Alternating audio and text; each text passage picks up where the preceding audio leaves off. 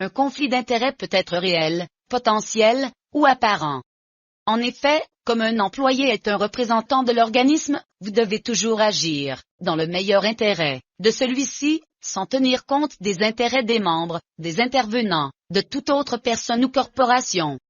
Vous êtes en conflit d'intérêts, lorsque vous avez la possibilité de favoriser vos intérêts personnels, ou ceux d'autres personnes, plutôt que les intérêts de l'organisme.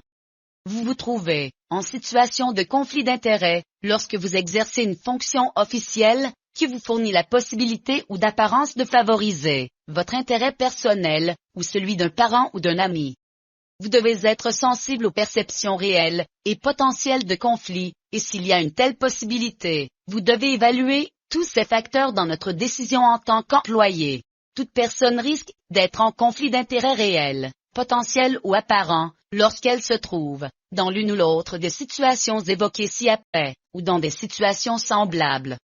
Employé possédant une entreprise, ou une partie d'une entreprise, qui vend des biens et services aux clients de votre organisation. Embaucher des parents, ou des amis pour combler des postes vacants, faire affaire avec un parent, ou faire affaire avec une autre entreprise, dans laquelle un parent est employé. Partager des informations confidentielles, avec des concurrents, des clients, ou toute personne extérieure à l'organisation.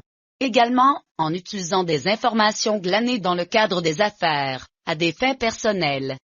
Accepter un cadeau ou autre avantage. Travailler avec, ou en tant que concurrent de l'entreprise de votre employeur. Profiter d'une opportunité d'affaires, que l'entreprise utiliserait elle-même. Même si vous ne faites rien de mal, vos actions peuvent parfois sembler vous mettre en conflit d'intérêts. Cela peut être tout aussi dangereux qu'un conflit réel.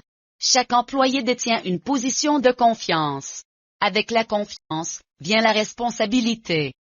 Il appartient à chacun d'éviter les situations pouvant conduire à un conflit d'intérêts réel ou potentiel. Vous ne devez pas utiliser votre position dans l'organisation pour influencer ou contourner les procédures de l'entreprise à des fins personnelles ou au profit de notre famille, de nos amis, de nos collègues ou de toute autre personne. Parfois, il n'est pas facile de dire si une situation peut mener à un conflit d'intérêts. Si vous vous trouvez dans cette position, posez-vous les questions suivantes. Suis-je en train de suivre les procédures appropriées de l'entreprise? Ai-je à gagner personnellement de mes actions? Mes actions aideront-elles un parent ou un ami?